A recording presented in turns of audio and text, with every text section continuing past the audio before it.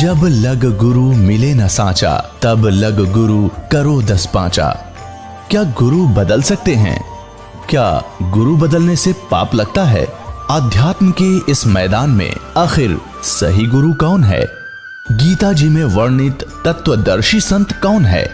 इन सभी प्रश्नों के उत्तर जानने के लिए अवश्य सुनिए जगत गुरु तत्वदर्शी संत रामपाल जी महाराज के मंगल प्रवचन। सत साहिब दर्शकों, कहा जाता है कि जैसी संगत वैसी रंगत।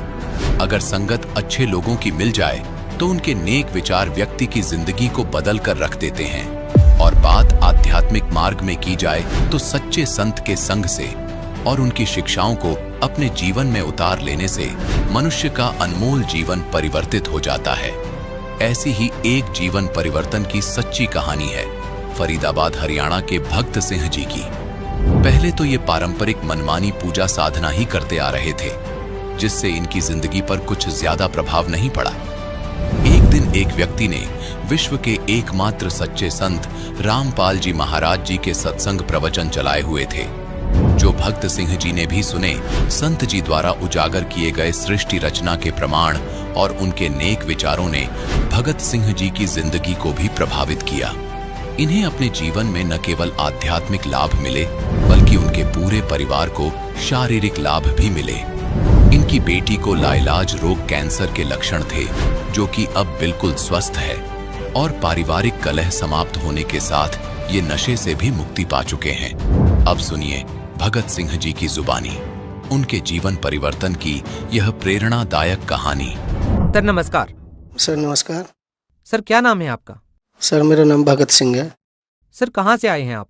जी मैं ग्राम मुजेसर, जिला फरीदाबाद, हरियाणा से बिलोंग करता हूँ।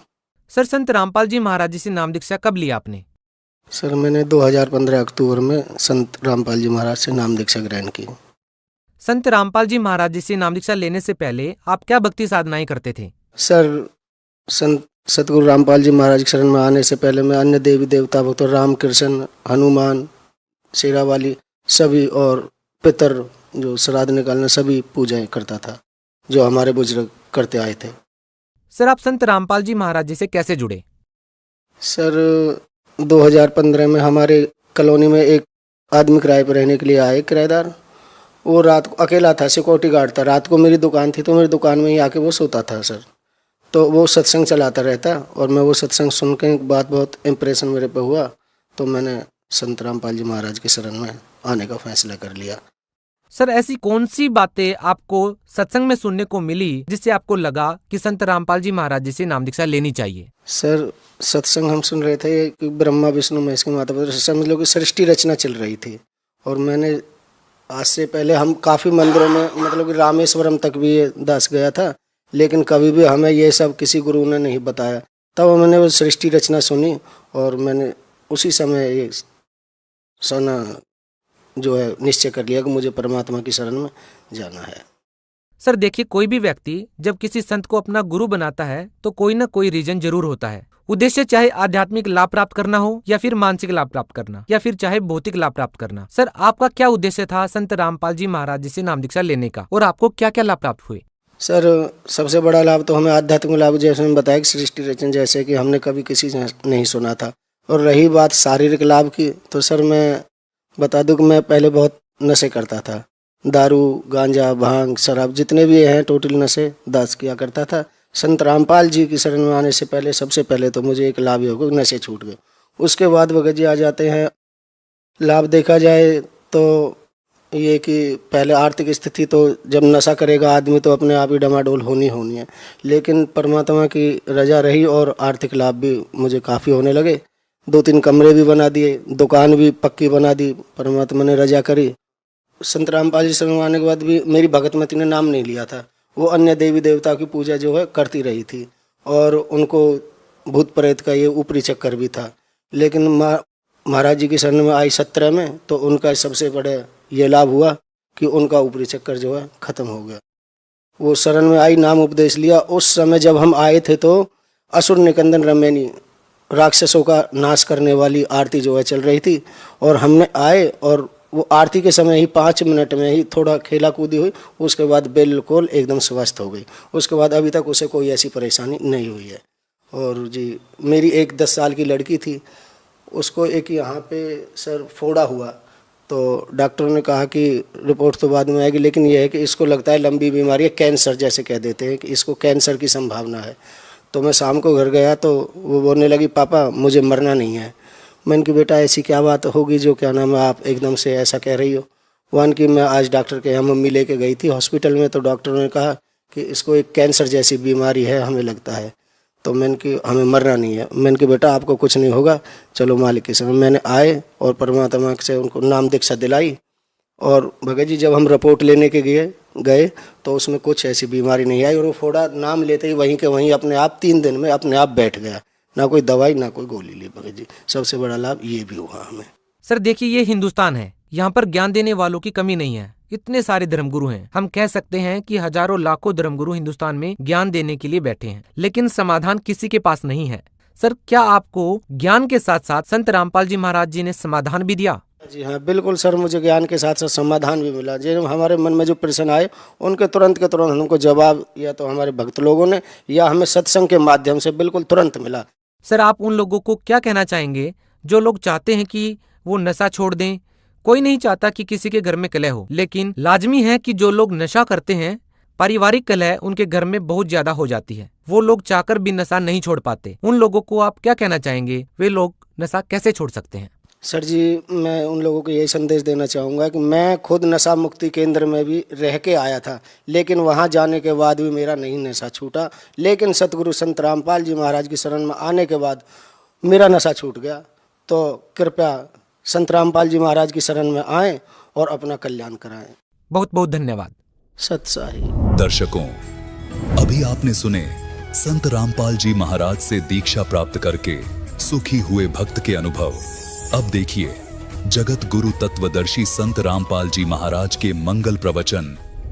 तुलसीदास जी ने रामायण को अपने मधुर वचनों में कैसे लिपिबद्ध किया, ऐसे ही परमेश्वर से परिचित होकर आदरणीय गरीबदास साहिब जी ने परमात्मा के इस ज्ञान को, परमात्मा की इस लीला को कैसे चित्रार्थ किया है, सुनिएगा। आडा पर्दा लाए कर रामानंद भोजनते, दास गरीब कुलंग छवि वो अदर ढाक को दंते। गरीबदास जी कह रहे हैं कि झोपड़ी के कुटिया के गेट पर पर्दा लटका के झोपड़ी के अंदर से बात कर रहे हैं बाहर खड़े कबीर परमात्मा से, ये दिखाने के लिए कि मैं नाम दीक्षा देना तो बहुत दूर है, मैं इन दुल्हों की शक्ल भी नहीं देखता, सुबह सुबह मैं इनको अपना कपड़ा भी टच नहीं करने देता। ये शो करने के लिए, ये सिद्ध करने के लिए, दिखाने के लिए परमात्मा तो बाहर खड़े हैं। झोपड़ी से रामानंद जी झोपड़ी के अंदर से पर्दा बीच में है, बातें प्रश्नोत्तरी हो रही है भगवान और उस आत्मा की। परमात्मा और आत्मा की कैसे चर्चा होती है, कबीर परमात्मा से वो तुच्छ जीव रामानंद जी कैसा व्यवहार करते हैं बगैर ज्ञान के। और जब ज्ञान होगा, जब देखना उस 104 वर्ष के वृद्ध की क्या स्थिति होगी उस परम पिता के सामने। गरीबदास साहिब जी कहते हैं, आडा पर्दा लाए कर रामानंद भोजनत, दास गरीब कुलंग छवि ही अदर ढाक को दंत। जैसे मृग कूदा कर, कहते झोपड़ी के अंदर पां पीटे क्रोध में, और बाहर के लोगों ने सुने आवाज जोर की, पैरों की भी मुख से बोल रहा कड़वे कड़वे वचन। गरीबदास जी कहते हैं ऐसे कूदा जैसे मृग कूदा करे, पां पीटे अंदर से, और क्या बोले, कौन जात कुल पंथ है और कौन तुम्हारा नाम है, गरीबदास आदीन गति फिर बोलत हैं बलि जाऊं मैं। रामानंद जी ने पूछा कि कौन तुम्हारी जाति है और कौन तुम्हारा पंथ और कौन तुम्हारा नाम है। अब गरीबदास जी कहते हैं परमात्मा इस प्रश्न के उत्तर में जैसे एक शिष्य अपने गुरुदेव के सामने विनम्र होकर की बातें करता है, तो क्या बताते हैं, रामानंद जी ने पूछा कौन जात कुल पंथ है, कौन तुम्हारा नाम है, दास गरीब आधीन गति, फिर बोलत है बलि जाऊं मैं, के बलिहारी जाऊं परमात्मा के ऊपर। गरीबदास जी कहते हैं इतने अधीन होकर बोले, क्या बोले, ये वचन उन्होंने बड़े प्यार से कहे, जैसे नम्रता से कहा करते हैं, जैसे अभिमान से नहीं। क्या कहा, जात हमारी जगत गुरु और परमेश्वर है पंथ, दास गरीब लिखत पढ़े मेरा नाम निरंजन कंत।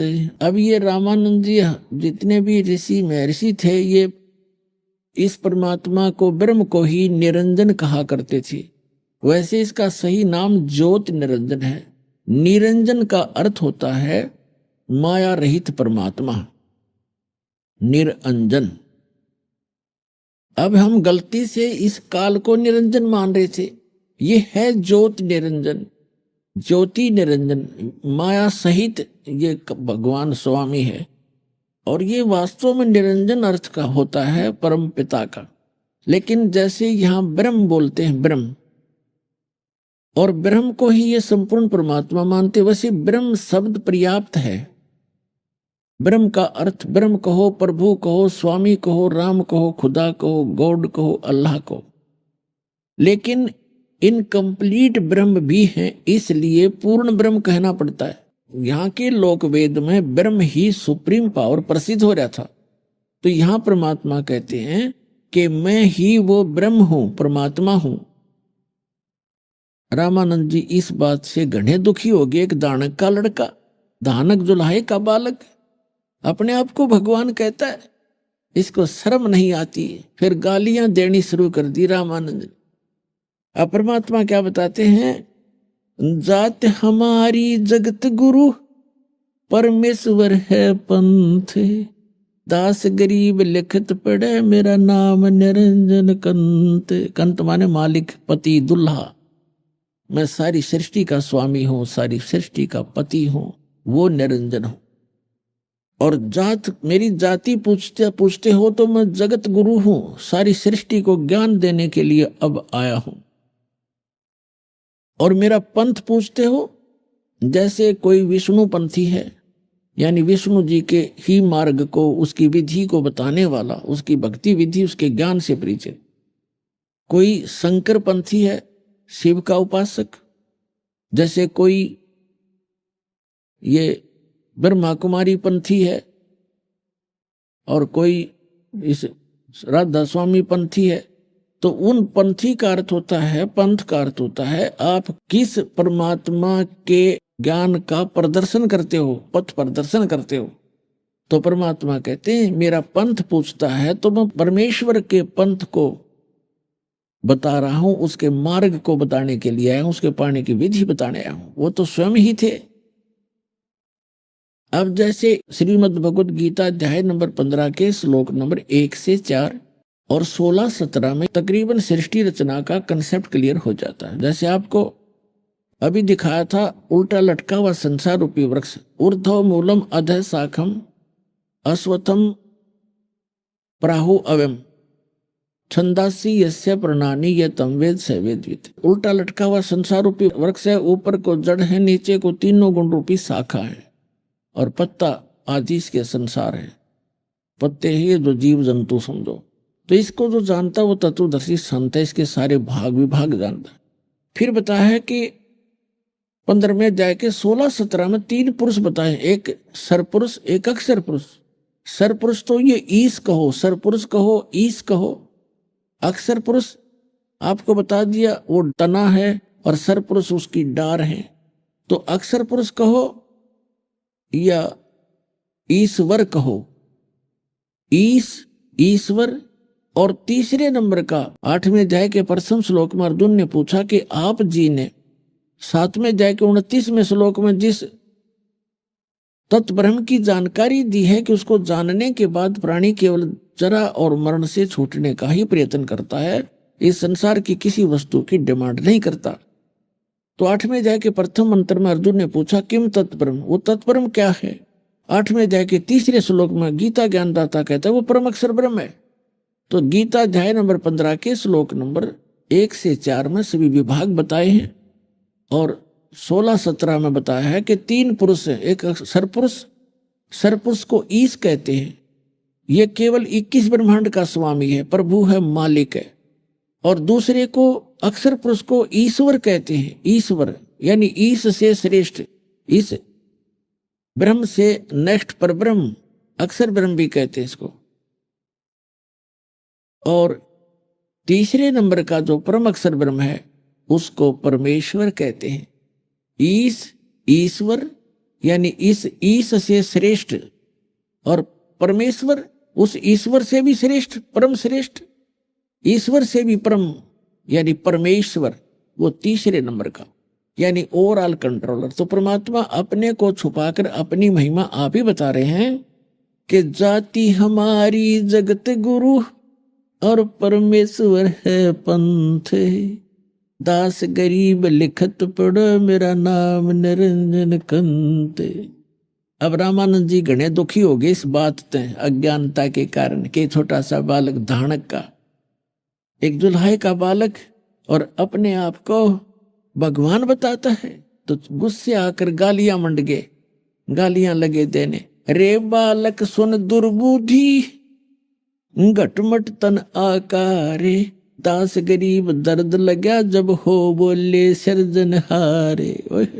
मालिक ने अपने आप को मालिक कह दिया, सृजनहार कह दिया, तो रामानंद जी के कहते दर्द लगा, दुख हुआ उस बात का। और क्या बोले, रे बालक सुन दुर्बुद्धि, ए मंदबुद्धि के व्यक्ति, तेरा घटमट तन आकार। अब देखो हमारी बुद्धि कितनी कमजोर थी। ये दास विष्णु जी का उपासक था, श्री कृष्ण और श्री राम हमारे पक्के भगवान थे, और भगवान शंकर भी आदरणीय थे। हम तो सभी को ऐसे मानते, लेकिन विशेष रूप से हम विष्णु के उपासक थे, श्री कृष्ण जी के। और ऐसे ही अन्य भी हमारे साथी होते थे।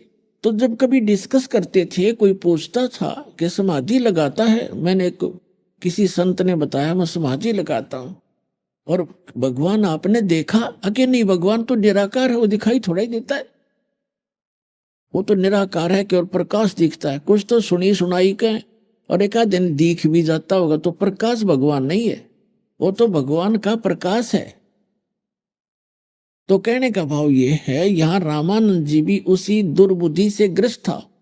वो कह रहा है कि तू अपने आप को भगवान कहता है, भगवान दिखाई थोड़ा देता, वो तो निराकार है, उसका तन शरीर थोड़ा ही है। ये सांग ऐसी बिरानमाटी हो रही थी, ऐसी दुर्बुद्धि थी हमारी ज्ञान की। अब वही रामानंद जी बोल रहा है उसी सत्र का, वही ज्ञान आम आदमी को हमें होता था ऐसा ही। तो क्या कहते हैं, रे बालक सुन दुर्बुद्धि घटमट तन आकारे, गरीब दास दर्द लगा हो बोले सृजनहार। ए दुर्बुद्धि बालक, तेरा शरीर दिखाई देता है, तेरा आकार है, तो अपने आप को भगवान कहता है। तो गरीबदास जी कहते हैं रामानंद जी का इस बात का घना दुख हुआ, भगवान ने अपने आप को भगवान कह दिया। तुम मोमन के पालेवा जुल्हे के घर बासे, दास गरीब अज्ञान गति एता दृढ़ विश्वास। और कॉन्फिडेंस से बोल रहे भगवान कि तुम मोमन के पालवा, तुम एक मुसलमान के घर तेरी परवरिश हो रही है, ऐसे कहते हैं ना, यानी बहुत ओछी बुद्धि से संबोधित कर रहे हैं रामानंद जी, ये जानकर कि तू एक धानक और मुसलमान के घर में तू पल रहा है, और तेरा जुल्हाई के घर निवास है, और अपने आप को तू भगवान बताता है। तुम मोमिन के पालेवा, तेरा जुल्हे के घर बासे, दास गरीब अज्ञान गति एता दृढ़ विश्वासे। मान बढ़ाई छोड़ कर बोलो बालक बैन। रामानंद जी कहे हैं कि सीधी बात कर, अभिमान त्याग, तू अभिमान ना करे कि अपने आप को भगवान बता रहा है। मान बढ़ाई छोड़ कर बोलो बालक बैन, दास गरीब अदम मुखी एता तुम गट फैन, तरक तलु से बोलते रामानंद सुरज्ञाने, दास गरीब को जाते हैं आखिर नीच निदान। अब रामानंद जी कह रहे हैं कि तेरी जात का पता नहीं, कुजात तेरा पता नहीं तो किसका है, तू पढ़ा पाया था उसको नीरू को और अपने आप को है, तू कुजात है ना, नीच, इसलिए अब छोटा मुंह बड़ी बात कर रहा है। तर्क तलु से बोलते रामानंद सुरज्ञाने,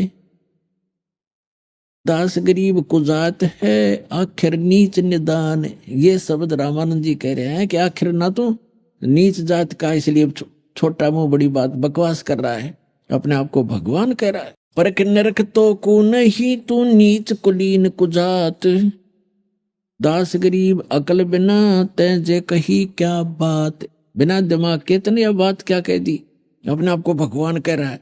रामानंद जी का तो घना गुस्सा हो गया ना इस बात का। अब परमात्मा क्या कहते हैं, हाय हाय, मैं के बदन खुलासे करे सुन स्वामी परवीने, यानी गुरुजी धमका रहे हैं, गालियां दे रहे हैं, और एक सुयोग्य शिष्य की भूमिका करते हुए भगवान हाथ जोड़कर खड़े हैं ऐसे। और क्या कहते हैं, अंदर से खुशी है, गुरुजी डांट मार रहे हैं, और जो निकम्मा शिष्य होगा गुरुजी धमकाओगे तो दुख मानता है, और सुयोग्य शिष्य होगा कि गुरुजी तो हमारे हित के लिए ही खुरकाते धमकाते हैं, हमें दिखाने के लिए। हालांकि गुरुजी गलत धमका रहे थे, गलत खुरका रहे थे, भगवान ही थे वो तो, फिर भी एक सुयोग्य शिष्य की भूमिका करते हुए कहते हैं, मैं के बदन खुला से कह रे सुन स्वामी परवीने, दास गरीब मनी मरे मैं आजिज अधीन। मैं आपका आजीज हूँ, आपका नौकर हूँ, आपके अधीन हूँ, मेरा अहंकार नहीं है। और फिर क्या बताते हैं, ए स्वामी सृष्टा में और सृष्टि हमारे तीरे, दास गरीब अधर बसू मैं अवगत सत कबीर। मैं अवगत गत से पहरे इन चार वेद से दूर, दास गरीब दसों दशा में सकल सिंध भरपूर। सकल सिंध भरपूर हूँ खालिक हमारा नाम, दास गरीब अजात हूँ ते जो कहा बलि जाऊं। अब परमात्मा कहते हैं कि मैं सारी सृष्टि के रचने वाला हूँ, एक 5 वर्ष का बालक, और ऐसे हाथ जोड़े खड़ा है बाहर पर्दे से बाहर, और कह रहा है कि ए स्वामी, हे मालिक, मैं सृष्टा हूं, सारी सृष्टि के रचने वाला, और ये सृष्टि हमारे तीर, और मैं ऊपर रहता हूं अवगत सत कबीर। फिर कहते हैं सकल सिंध भरपूर हूं, और खालिक मेरा नाम, और दास गरीब अजात हूं, मेरा जात पात नहीं है दाता। फिर भी आपने जो कहा, मुझे कुजात कहा, नीच कहा, तो मैं बलि जाऊं आपके ऊपर। आपने जो कहा मुझे आपने ऐसा ही जाना होगा, मैं ऐसा ही होऊंगा। लेकिन मैं जो कह रहा हूं वह सत्य है कि मैं सारी सृष्टि का रचने वाला हूं। एक 5 वर्ष का बालक, और ये बातें कहो भी धानक का जो लाहे का 600 वर्ष पहले, तो पुण्यात्मा बुद्धि सुलभ कर जाए आदमी की कि भगवान हो सकता है। और कबीर साहब को आज कोई भगवान मान कर राजी नहीं, और वो भगवान है। हमारे ना मानने से कौन सा वो भगवान नहीं रहेंगे।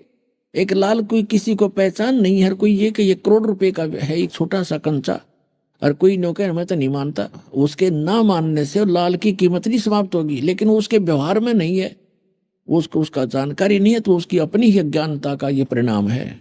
फिर क्या बताते हैं, सुन रामानंद राम हम मैं बावन नरसिंह, दास गरीब सर्व कला में व्यापक सर्वंग। हम मौला सब मूलक में मुल्क हमारे माही, दास गरीब दयाल हम सम दूसर नाही। हमसे ही पानी पवन और हमसे धरणी आकाश, दास गरीब तत्व 5 में हम ही शब्द निवास। अपने आत्माओं देखिएगा, ये है सूक्ष्म वेद। और इस सूक्ष्म वेद को समझने के लिए परमात्मा की दी हुई वो विशेष विलक्षण बुद्धि चाहिए। अब यहाँ क्या बताते हैं परमात्मा कि मैं सब में व्यापक हूं। कैसे हूं? कि जैसे पांचों तत्वों के अंदर जो आकाश का गुण है वो सब में व्यापक है। 5 गुण हैं, शब्द, स्पर्श, रूप, रस, गंध। जैसे 5 तत्व हैं और इनके पांचों के 5 ही गुण हैं, जैसे आकाश, वायु, अग्नि, पृथ्वी और जल। ये ऐसे हैं, तरतीब वाइज है। तो यहाँ क्या बताया है कि जैसे आकाश का गुण है शब्द, अब जैसे इस पूरे ब्रह्मांड को परमात्मा ने ऐसे बंद कर रखा आकाश से, यदि ये आकाश से बंद ना कर रखा हो, चारों तरफ से कति बिल्कुल बंद ना कर रखा हो, तो हम एक दूसरे की आवाज नहीं सुन सकते। यहां शब्द काम नहीं कर सकता। जैसे किसी स्पीकर का पर्दा फट जाता तो फुसर फुसर करेगा, वो आवाज नहीं रहती। तो उसके बाद जो आकाश का गुण है शब्द और वायु का गुण है स्पर्श, जैसे हवा लगती है ठंडी और गर्म, और अग्नि का गुण है रूप, जैसे अग्नि बकड़ बकड़ बलती है, और पृथ्वी का गुण है गंध। अब जैसे शब्द जो है आकाश का गुण है, और वायु जब चलती है उसमें सरसर की आवाज आती है, तो वायु के अंदर भी उस शब्द का गुण विद्यमान है, यानी शब्द उसमें कांस्टेंट है, अभिन्न नहीं है। ऐसे अग्नि जलती है तो बकड़ बकड़ की आवाज आती है, तो उसमें शब्द साथ है, शब्द का गुण उसके अंदर साथ है।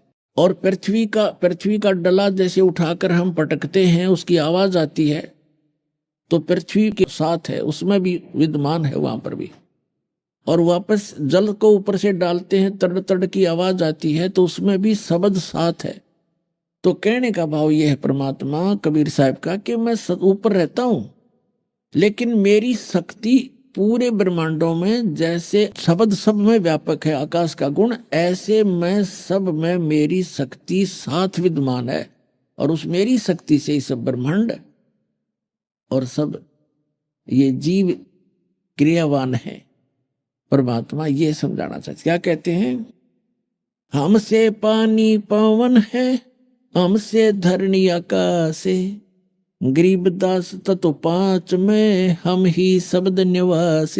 जैसे पांचों तत्वों के अंदर शब्द कांस्टेंट है, साथ है, अभिन्न है, ऐसे मैं रहता ऊपर हूं, मेरी शक्ति सब में विद्यमान है। वो बिल्कुल भी किसी कोई प्राणी या कोई कण मेरी शक्ति से बचा नहीं है। अब रामानंद जी ने सोचा कि ये बालक बात तो बड़ी बड़ी कर रहा है, इसको थोड़ी सी बाद में बात करूंगा, अपनी पूजा कर लेता हूं जो शेष रहती थी। रामानंद जी क्या करते थे, पर्दा लगा ही रखा था। परमात्मा को कहा कि बैठा दो इस बालक को, यहीं बैठ जा 5-10 मिनट, मैं अपनी थोड़ी पूजा कर लेता हूं, फिर इससे बात करूंगा बाहर आकर के। अब उसने अपनी पूजा क्या करता था रामानंद जी, एक भगवान विष्णु का शालिग्राम बना रखा था, मूर्ति पत्थर की, और वो सभी जितने उनके शिष्य थे वो मूर्ति की पूजा करते थे, शालिग्राम की पूजा करते थे। भगवान विष्णु के सभी कपड़े मूर्ति के उतारते थे और मुकुट भी रख देते थे आदर से। एक माला जो गले में होती थी, एक तुलसी के मनिये की कंठी बोलते, वो भी डालते थे, तो सभी उतार दी जाती थी। फिर भगवान को स्नान किया जाता है, तो वो मानसिक पूजा करता था। उस पत्थर की मूर्ति अवश्य रखी थी उसने, लेकिन वो मानसिक सेवा किया करता था, जैसे कल्पना करता था, जैसे एक वैसे करते हैं। एक तो सौपन होता है, वो तो मानसिक समझो, एक वैसे प्रैक्टिकल करते हैं, मूर्ति को स्नान कराते हैं, सोच कपड़े पहनाते हैं ऐसे। तो वो मानसिक सेवा किया करता था कि मानसिक पूजा का ज्यादा लाभ होता है। तो वो क्या करता था, जैसे कल्पना करता था, प्रतिदिन का अभ्यास था कि जैसे नंगे पैरों गया गंगा पर, और गंगा से सोपने की तरह कल्पना करा, गंगा का ऊपर से मटका भर के लाया रामानंद जी, वहां रखा, भगवान की मूर्ति उतारी कल्पना से, और उसको परात यानी अच्छे पात्र में रखा, नहाया, खूब साफ सूफ किए, उनके कपड़े धोकर सुखा दिए और नए कपड़े जो धोकर सुखा रखे थे वो धोती बांध दी, ऊपर परमात्मा के जो है मुकुट रख दिया, तिलक चालक लगा दिया। उस दिन गलती से जो कंठी होती थी एक मनके की, जो भगवान का माला डालते हैं, और एक बैजंती माला भी काल्पनिक बनाते हैं, वो भी डालते हैं भगवान के गले में, बैजंती माला छोटी सी। तो उस दिन क्या हुआ, वो माला डालनी भूल गया, मुकुट रख दिया, तिलक लगा दिया, सब कपड़े पहना दिए। अब मुकुट अगर माला नहीं डाली गले में तो पूजा अधूरी, तो पूजा खंडित, इनकम्प्लीट रहेगी। और उस दिन मुकुट रखने के बाद मुकुट उतारा नहीं जाता, मुकुट उतार दिया तो पूजा खंडित। अब रामानंद जी ने सोचा, कल्पना से आगे पर्दा लगा है, कोई मूर्ति सामने है नहीं, केवल मन से सोच विचार कर रहा है कि मुकुट के ऊपर से माला डालनी चाहिए जैसे सोपन होता है। वह माला मुकुट में फंस गई, मुकुट नीचे से चौड़ा था,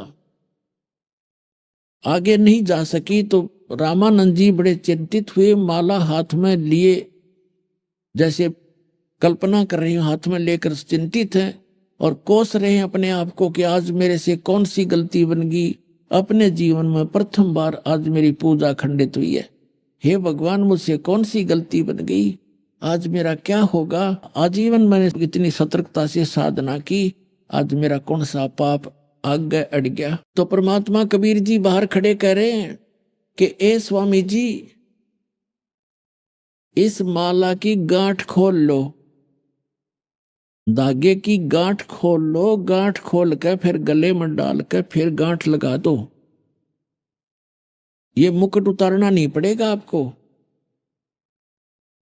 अब रामानंद जी की तो बुद्धि सिर घूम गया कि ना कोई सामने मूर्ति है, मैं केवल मन से सोच कल्पना कर रहा हूं, सोच रहा हूं, आगे पर्दा लगा है और ये बालक बाहर से मेरे मन की बात बता रहा है। अपने आत्माओं, ब्राह्मण सोए जो ब्रह्म पहचाने, ब्राह्मण पंडित उसको कहते जो भगवान पहचान ले, और लोक लाज ने तोड़ कर एक लवा दर दे। अब देखो पुणात्माओं, जिनको भगवान पाना है वो लोक लाज नहीं करते, संसार को नहीं देखते। जैसे मीराबाई ने संसार नहीं देखा, रविदास जी को गुरु बना करके अपनी भक्ति स्टार्ट की थी। वो ठाकुरों की लड़की थी, ठाकुर लोग छुआछात को बहुत मानते थे, लेकिन मीराबाई ने नहीं देखा। इसी प्रकार रामानंद जी ब्राह्मण और जुल्हाई जाति से तो अपना कपड़ा भी नहीं छूने देते थे। इतनी लोक लाज, इतना प्रभुता बनी हुई थी। 1400 शिष्य ऋषि और पूरे विख्यात महापुरुष थे, और धानक के बच्चे को अगर स्पर्श करना चाहे तो ये समझ लो सामाजिक मौत थी रामानंद की।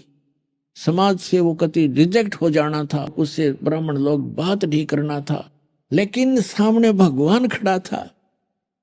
कहते स्वामी गुंडी खोल कर जब माला गल डारे, गरीबदास इस भजन को जान सके करतारे।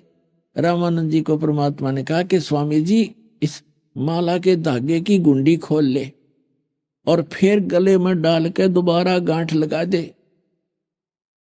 अब रामानंद जी को जो ही कहा परमात्मा ने, कित की गुंडी खोला था वो, और कित कहाँ माला थी, पर्दा दूर फेंक दिया। इतनी स्पीड से बाहर आया वो 104 वर्ष का वर्द, और सामने खड़े उस 5 वर्ष के धानक जुल्हाए के पुत्र को, जिससे वो कपड़ा भी टच करना नहीं पसंद करता था, देखा भगवान खड़ा है, ऐसे मेरी बात को कोई पकड़ नहीं सकता, जान नहीं सकता। और कबीर साहब को सीने से लगा लिया भगवान रामानंद जी ने।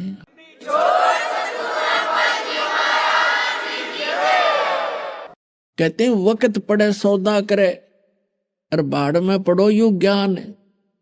सामने भगवान खड़ा जिसके लिए भटक रहा है, 104 साल खो दिए, घर त्याग दिया, और आज भगवान सामने खड़ा, फिर वो समाज ने देखेगा तो धिक्कार ऐसे भगत को और ऐसी भक्ति को, वो भगत नहीं है। अब रामानंद जी ने जो ही परमात्मा को ऐसे सीने से लगा तो ऐसा शरीर भगवान का जैसे रुई होती है, यजुर्वेद अध्याय नंबर 40 के मंत्र नंबर 8 में कहा कि सप्रियागात शुक्रम अकायम एवर्णम ऐसनाविरम कबीर मनीषी।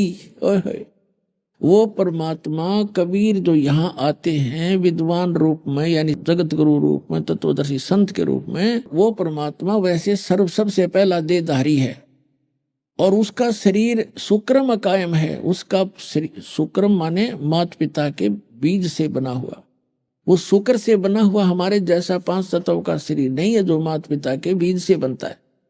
तो कहते हैं वो शुक्रम कायम ऐसा नाविरम, उसके शरीर में नाड़ी नहीं है, हार्ड होड नहीं है उसके अंदर, तो वो ऐसा शरीर है भगवान का। इसलिए परमात्मा कहते हैं मैं विधेयी हूं। धर्मदास जी ने कहा था हे परमात्मा आपके शरीर दिखाई देता है और आप अपने आप को विधेयी कहते हो। तो भगवान ने कहा था कि नरक परख कर देख धर्मदास, तुम सा तन नहीं मोर, मेरा तन तुम्हारे जैसा नहीं है, इसलिए मैं विलक्षण देही है मेरी, इसलिए मैं विधेय हूं।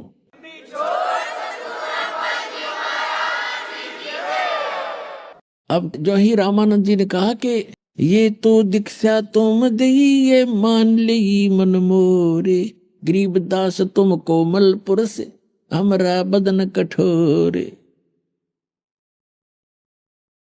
क्या बताते हैं कि आपने, क्योंकि बुद्धिमान थे, विद्वान थे, ब्राह्मण थे, संकेत समझ गए कि मेरी फड़क निकाल दी, मेरे मन का जो बंक था, मेरी जो मरोड़ थी, जो मेरे अंदर अहंकार था, वो मेरा चकनाचूर करना था इस परमात्मा ने। तो ये समझ गया कि जो ते शिक्षा मुझ दी वो मान ली मन मोर। कि रामानंद जी समझ गए कि ये दुल्हा रूप में प्रगट भगवान, और मेरे अंदर अभिमान भरा था जाति और मजहब का, मेरा वो अहंकार मिटाने के लिए आज इसने ये लीला की है कि कहते जो शिक्षा तुमने मुझे दी मान ली मन मोर। मैं समझ गया कि आपने मेरे लिए मेरी आप मरोड़ काट दी, क्योंकि सीने से एक धानक के बालक को लगा रखा है, सारा ब्राह्मण समाज बैठा और थू थू कर रहे हैं, ये बुढ़ापे में इसका क्या दिमाग चल गया रामानंद जी का, एक धानक के बालक को सीने का लगा रहा। लेकिन वो ब्राह्मण था, उसने ब्रह्म पहचान लिया, वो भगवान पहचान लिया कि तो भगवान खड़ा है। तो बाढ़ में जाओ संसार एक तरफ, या तो संसार भी साथ आ जाएगा, ना तो वो अपना राज्य, अपना भगवान, जो वस्तु चाहिए थी वो मिल गई। तो अब रामानंद जी कहते हैं जो दीक्षा तुम मोहे दी मान ली मनोर। अरे गरीबदास तुम कोमल पुरुष, आपका तो शरीर रुई जैसा है और हमरा बदन कठोर। फिर क्या बताते हैं, मन की पूजा तुम लखी ये मुकुट माल परवेश, गरीबदास गति कौन लख तेरा कौन वर्ण को बेखे।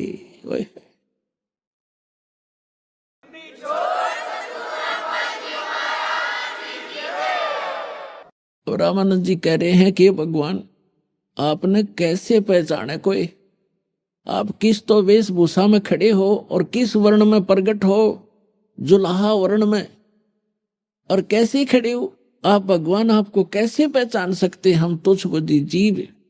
मन की पूजा तुम लखी ये मुकुट मान परवेश, गरीबदास गति कौन लखे, आपकी गति को, आपकी सतिथि को, आपकी महिमा को, और कौन समझे, कौन वर्ण को देखे। किस वेशभूषा में खड़े, हमने भगवान पता नहीं कैसा मान रखा था, हाथ में सुदर्शन चक्कर हो या तीर ले रखा हो या गदा गुदा धर रखी है, और आपको तो आप भगवान खड़े।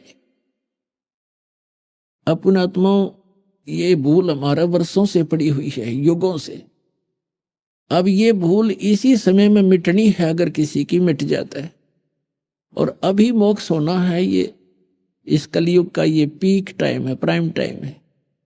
अपना आत्माओं समझो भगवान को, सदग्रंथ अपने पास है, ऐसे इंस्ट्रूमेंट आपके पास है, और दास आपके पास है, भगवान का भेजा हुआ तत्वदर्शी संत, और complete worship of God, complete भगवान की कंप्लीट वर्शिप दास के पास उपलब्ध है। अब परमात्मा ने क्या कहा, ये काफी वार्ता है लेकिन समय थोड़ा, मैं शॉर्ट करूंगा थोड़ा सा।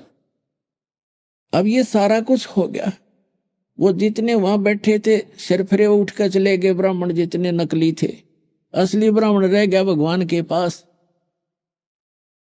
तब रामानंद जी ने नहीं सोचा जान दे ये तो लबड़दा नहीं, पहले तो मैं ब्राह्मण था और विद्वान था और पूज्य था, आज मुझे भगवान मिल गया, मैं रिजेक्ट हो गया। इन मूर्खों क्या ज्ञान है इनको। जब गुरु में था तो आज भी मैं गुरु हूं और मैं जिसको पूज रहा हूं इन सब ने उसी को पूजना चाहिए। लेकिन वो तो काल का जाल है, वह सब खिसक गए तो खिसक गए। फिर रामानंद जी की थोड़ी बुद्धि बदल दी, सोचा कि पूरा निर्णय कर लूं। कबीर परमात्मा से पूछा रामानंद जी ने कि आपने झूठ क्यों बोला बच्चा। परमात्मा ने कहा मैंने क्या झूठ बोला स्वामी, कि आप कहते हो कि रामानंद जी यानी मेरे से आपने दीक्षा ली है, मैंने तो आपको कभी दीक्षा दी नहीं। तो परमात्मा ने कहा कि आपको याद होगा एक दिन मैं पंचगंगा घाट की पौड़ियों पर लेटा हुआ था और आप जी नहाने गए थे, स्नान करने, आपकी खड़ाऊ मेरे सिर में लगी थी, आपने सिर पे हाथ रख के कहा था कि राम राम बोल बेटा, राम राम बोल। तो रामानंद जी बोले भाई वो तो 2.5 वर्ष का बालक होगा और 2.5 वर्ष के बालक का और 5 वर्ष के बच्चे का डबल डिफरेंस हो जाता है शरीर का, बॉडी का। तो वो तो 5 वर्ष का बालक था भाई, यह बात मेरे दची नहीं। तो परमात्मा ने क्या किया, वहां एक नौकर की सेवक की चारपाई थी बाहर झोंपड़ी से, रामानंद जी के सेवक की।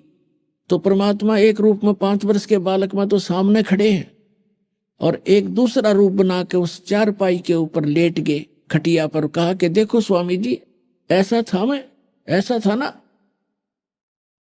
अब जो ही रामानंद जी ने देखा 2.5 वर्ष का बालक इधर और 5 वर्ष का सामने, 6 बार इधर देखा और 6 बार इधर, आंखें मलमल कर देखा। तो परमात्मा ने सोचा इस बुढ़े की बुद्धि अब सेट हो को ना। वहां से उठे परमात्मा और उस 5 वर्ष के बालक में 2.5 वर्ष का बालक आकर उसके सामने समा गया। तब रामानंद की बुद्धि ठिकाने आई। फिर भी नहीं बोला कि बच्चा मैं तो कंठी भी देता हूं, कंठी। परमात्मा ने निकाल के दिखाई कि देख यार ये कंठी ये कहां प्राप्त हुई, कि आपने वही तो डाली थी मेरे गले में पंचगंगा घाट पर। अब रामानंद जी की वो भी याद था कि वो मेरी खोगी थी कंठी। उसने सोचा ये नरा बालक नहीं है, ये तो सारी ये बात फिट कर रहा है। फिर पूछा कि बच्चा मैं राम राम तो नाम नहीं देता, मैं कोई और मंत्र देता हूं। ये ऋषि लोग मंत्र ओपन नहीं किया करते थे, राम राम तो जैसे हम सत्साहिब करते हैं ऐसे करते थे वो। तो परमात्मा ने कहा आप ओम नाम देते हो। अब रामानंद जी की तो सिट्टी फिट्टी गुम होगी कि सारी सच्ची बतावा, जुल्हाओं तक तो यह बात जा ही नहीं सकती। मैं क्या मंत्र देता हूँ, गुप्त प्रतिज्ञा कराता हूँ जिसको नाम देता हूँ। ऋषियों को देता था नाम ये, और बाकी हरे कृष्ण हरे राम यो भी नाम साथ में, ओम नमः शिवाय ये अलग सा, लेकिन ये गुप्त मंत्र था इनका सार नाम था ओम। फिर रामानंद जी की बुद्धि चक्कर काट गई, अकनेरा बालक को नहीं, अकेला बच्चा नहीं है। फिर परमात्मा ने कहा कि अगरम अगरम छोड़ दो, सुनो हमारी सीख। कबीर साहब ने कहा कि ये अटपट छोड़ स्वामी जी, हमारी बात को सुनो। समझाने लगे कि उससे सृष्टि रचना सुना दी परमात्मा ने आध घंटे के अंदर। रामानंद जी ने कहा कि मैं आंखों देखूं जब बात बने, क्योंकि आज तक ना किसी वेद में, ना किसी गुरु ने, ना किसी ऋषि ने, ना आचार्य और शंकराचार्य ने हमें ये ज्ञान नहीं दिया। तो रामानंद जी ने कहा कि मैं योग युक्त होता हूं, मैं समाधिस्थ हो जाता हूं। परमात्मा ने कहा कि समाधिस्थ होकर देखिए आप कहां तक पहुंच पाते हो, फिर मैं बताऊंगा आपकी ये स्थिति कहां है। रामानंद जी का अभ्यास था, 1 सेकंड में समाधिस्थ हो गए। अभी आपने सुने संत रामपाल जी महाराज के मंगल प्रवचन। आइए अब सुनते हैं संत रामपाल जी महाराज से नाम दीक्षा लेकर सतभक्ति करके अद्भुत लाभ प्राप्त करने वाले अनुयायी के विचार। दर्शकों, हर एक आस्तिक व्यक्ति परमेश्वर को किसी न किसी रूप में अवश्य ही पूजता है, ताकि उन्हें आत्मिक शांति मिले और सांसारिक सुख सुविधाएं भी उपलब्ध होती रहे। हर एक मनुष्य भगवान से कामना करता है कि दुख न हो, अच्छी नौकरी हो और किसी चीज का अभाव न रहे। नासिक महाराष्ट्र के रहने वाले लालचंद जी की भी भगवान से यही प्रार्थना थी। इनका परिवार 21 वर्ष से राधा स्वामी पंथ से जुड़ा था और ये स्वयं भी शिरडी साईं बाबा और गणेश जी की पूजा करते थे। भगवान से इनकी अर्ज थी कि इन्हें अच्छी नौकरी मिल जाए, पर जो ये साधना कर रहे थे उससे कार्यपूर्ति नहीं हो पा रही थी। पर फिर इनकी जिंदगी में एक ऐसे संत का आगमन हुआ जिन्हें लालचंद जी ने चैलेंज किया कि अगर आप सच्चे संत हैं और भगवान हैं तो मुझे चमत्कार करके दिखाओ।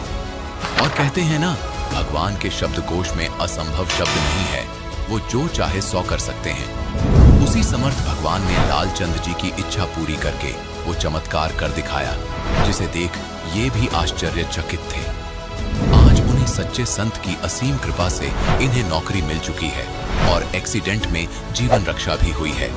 दर्शकों, आपको बता दें कि वो संत कोई और नहीं बल्कि तत्वदर्शी संत रामपाल जी महाराज जी हैं, जिनकी छत्र छाया सदैव उनके शिष्यों पर है और अद्भुत चमत्कार हो रहे हैं। अब आप स्वयं सुनिए लालचंद जी का साक्षात्कार और जाने पूर्ण संत की शक्ति का चमत्कार। सर नमस्कार। नमस्कार सर जी। क्या नाम है आपका? सर मेरा नाम लालचंद जगदाळे है, मैं नासिक महाराष्ट्र से हूँ।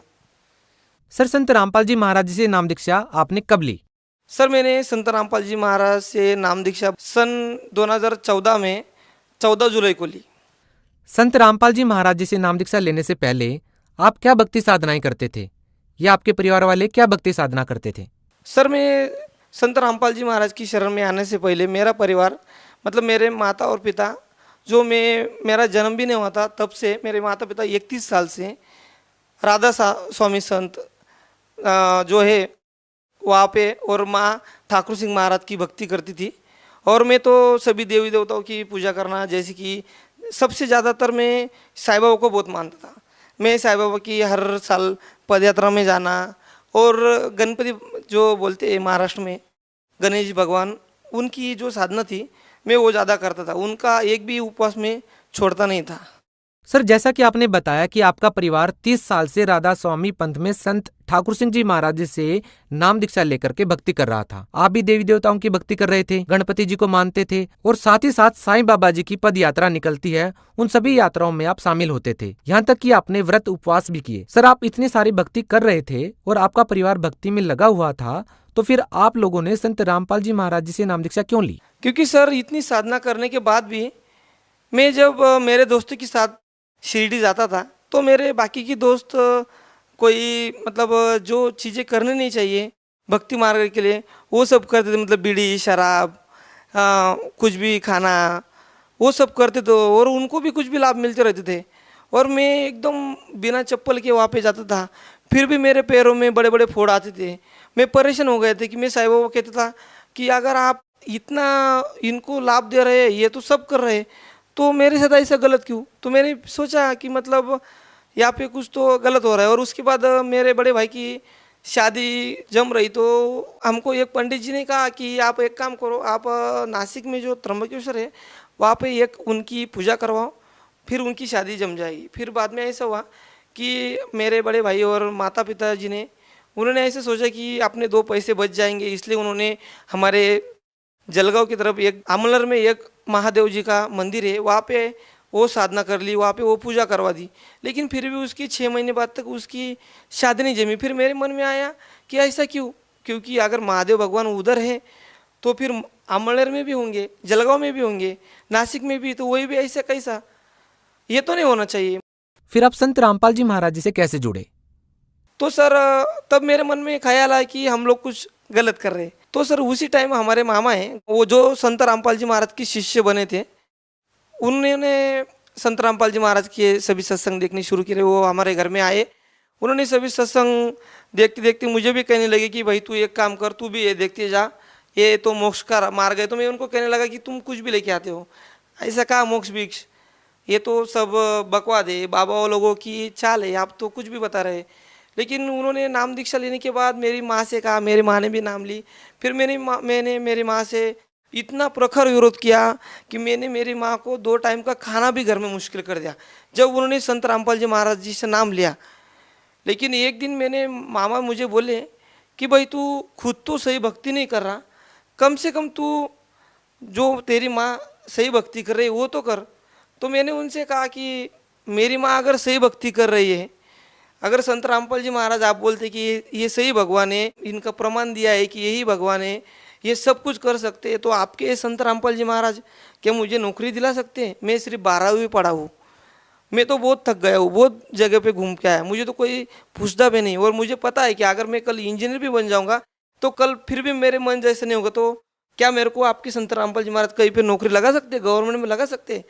तो बोले कि एक काम कर, तू पहले तो अपनी माँ को है ना विरोध करना बंद कर दे, और दूसरी बात, अगर तुझे ये हम जो कह रहे हैं ये प्रमाणित ज्ञान परमात्मा जो बता रहा है संत रामपाल जी महाराज, ये अगर तुझे झूठ लग रहा है तो तू एक काम कर, पहले 1 साल सिर्फ परमात्मा पे संत रामपाल जी महाराज पे विश्वास रख और करके देख। तो मैंने उनको बोला चलो भी ठीक है, मैं आप अगर बोलते हैं कि ये सही ज्ञान है तो मैं भी एक पुस्तक ज्ञान गंगा पुस्तक वो लाए थे, मैंने भी उसको थोड़ा थोड़ा पढ़ना चालू किया था।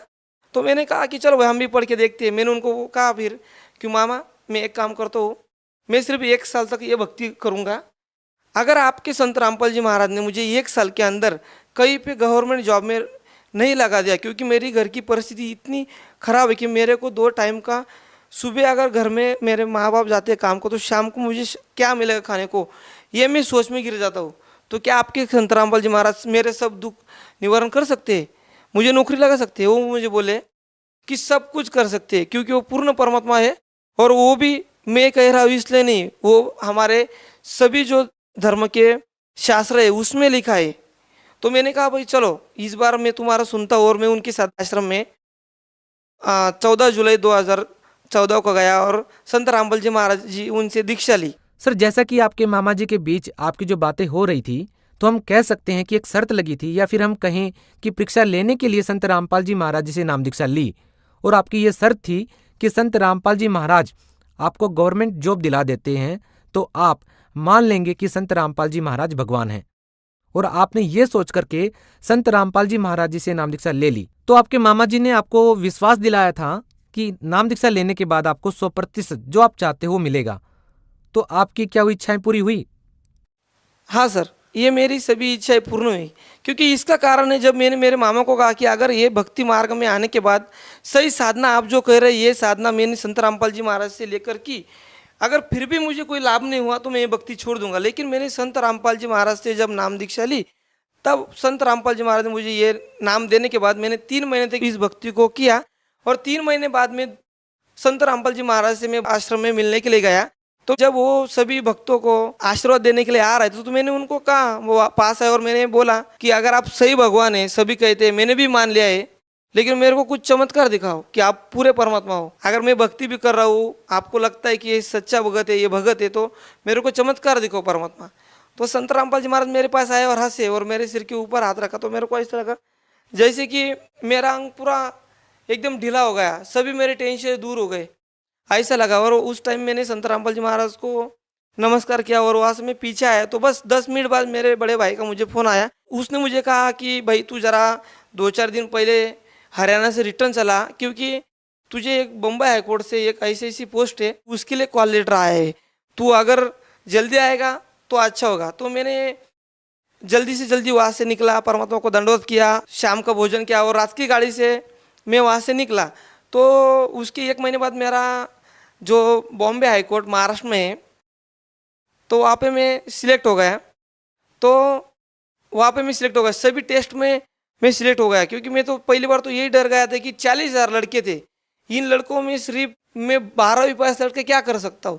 लेकिन 12वीं पास के ऊपर भी संत रामपाल जी महाराज ने ऐसी दया रखी कि मुझे लगा भी नहीं कि मैं 12वीं पास हूँ। 12 की परीक्षा पास होने के बावजूद मैं पास हो गया वहाँ पे। और उसके बाद 9 जनवरी 2015 को जो बॉम्बे हाईकोर्ट की प्यून सिपाही की जो लिस्ट लगी, उसमें मेरा नंबर आया। उसमें भी मेरे एक दोस्त ने मुझे फ़ोन करके बताया कि भाई तू ये तेरा सिलेक्ट नहीं हुआ है, तू कुछ फ़ायदा नहीं तेरा जाके।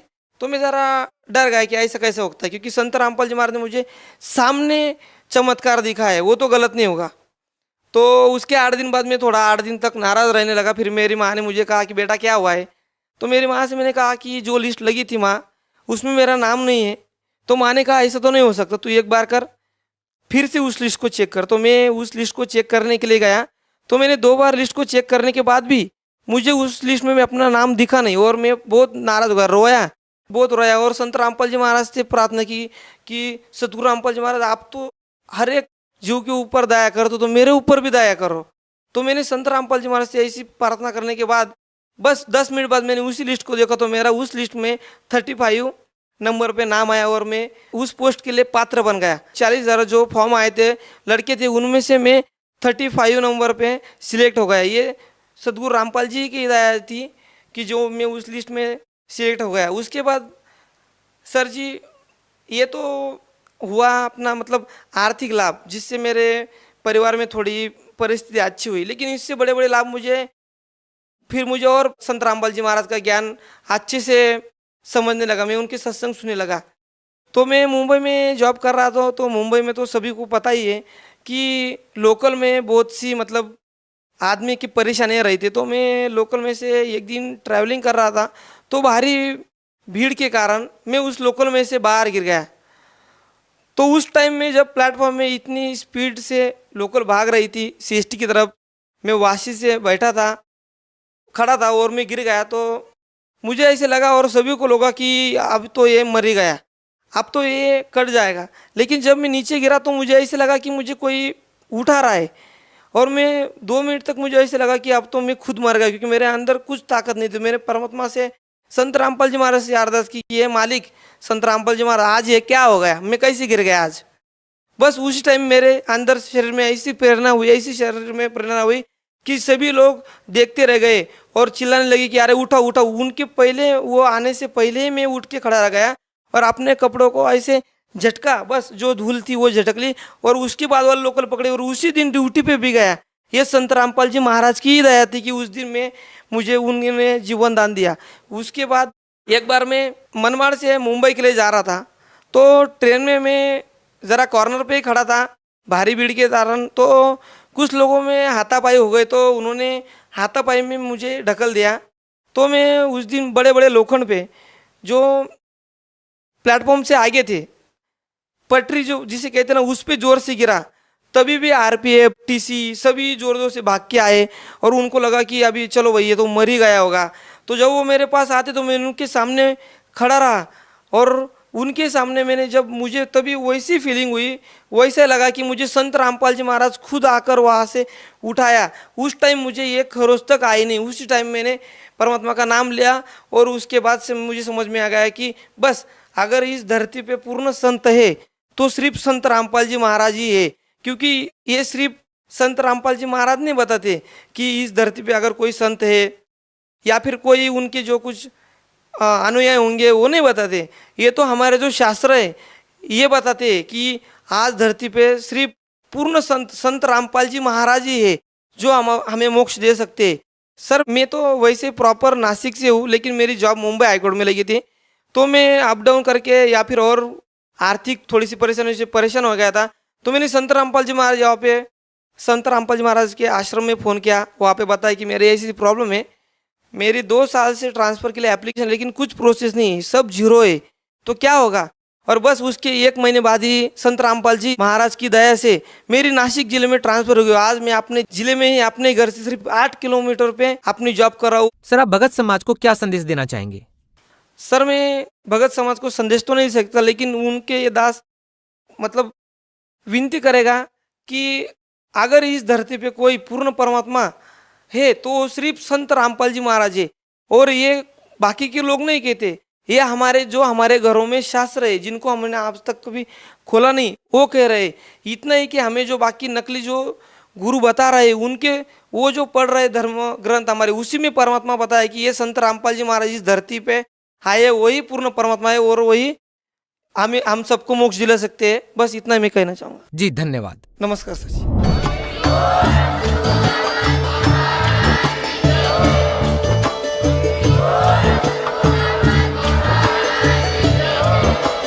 आप सुन रहे थे जगत गुरु तत्वदर्शी संत रामपाल जी महाराज जी के मंगल प्रवचन। अधिक जानकारी के लिए विजिट कीजिए हमारी वेबसाइट www.jagatgururampalji.org। संत रामपाल जी महाराज जी के शुभ आशीर्वाद से पूरे विश्व भर में 500 से भी ज्यादा नाम दीक्षा केंद्र हैं, जिन पर संत रामपाल जी महाराज जी द्वारा ऑनलाइन निशुल्क नाम दीक्षा दी जा रही है। अपने नजदीकी नाम दीक्षा केंद्र का पता करने के लिए संपर्क करें 8222880541।